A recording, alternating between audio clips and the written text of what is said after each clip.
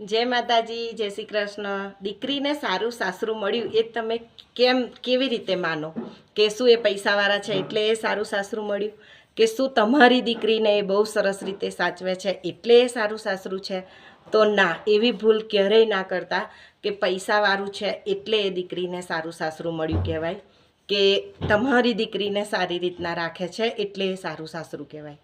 રાખે જ, એમાં સવાલ જ નથી આવતો, કારણ કે તમારી દીકરી એમના ઘરે જવાની છે, તેમના ઘરનું એ કામ કરવાની છે, સવારથી સાંજ સુધી એમના માટે જ એ દીકરી જીવવાની છે, તો એ એમના ઘરની દીકરીને એમના ઘરની વહુ તરીકે તો એ રાખવાના જ છે, કારણ કે ખબર છે કે સારું નહીં રાખીએ, આજના જમાનામાં તો દીકરીઓ છે નહીં, તો એ રાખવાના જ છે। પણ મારા મતે એમ છે, પર્સનલ અનુભવથી મારા મતે સારું સાસરું એને કહેવાય કે જેની દીકરી તમારા ઘરમાં આવી છે એના મા બાપને તમે માન સન્માન આપો।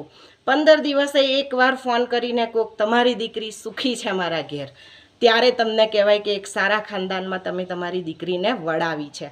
બાકી તો તમારે અત્યારના જમાનામાં તો ખબર જ છે કે દીકરી આવે એટલે આખો દિવસ એમની દીકરી તમારા ઘરે કામ કરે, તમારા દીકરાને સાચવે, તમારો વંશવેલો આગળ વધારે, પણ જેની દીકરી તમારા ઘરમાં આવી છે એના મા બાપનું તો 0% વેલ્યુ હોય છે, એને તમે 15 દિવસે મહિને તો ફોન કરવાનો તમને ટાઈમ નથી, તો એ ખોટું છે।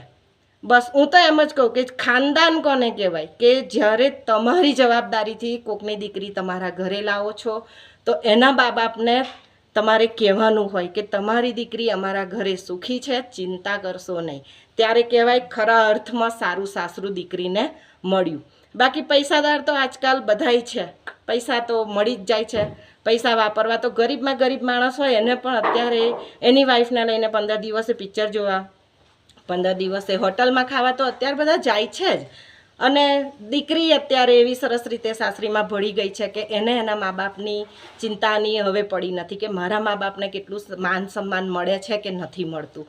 બસ હું એટલું જ કહું છું કે સારા ખાનદાનમાં દીકરી વળાવજો, પૈસાવાળા ઘરે નહીં, કે જે આપણાને 15 દિવસે એકવાર આપણા મા બાપને ફોન કરીને કે ભાઈ વેવાઈ ચિંતા કરશો નહીં, તમારી દીકરી મારા ઘરે સુખીથી છે, તમે તમારા શાંતિથી સૂઈ જાઓ, તમે દીકરીને અમારા ઘરે વળાવીને કોઈ ભૂલ કરી નથી।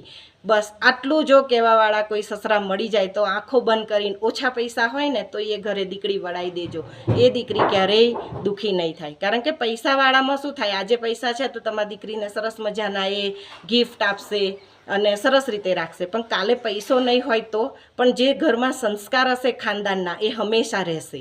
તો જય શ્રી કૃષ્ણ, જય માતાજી।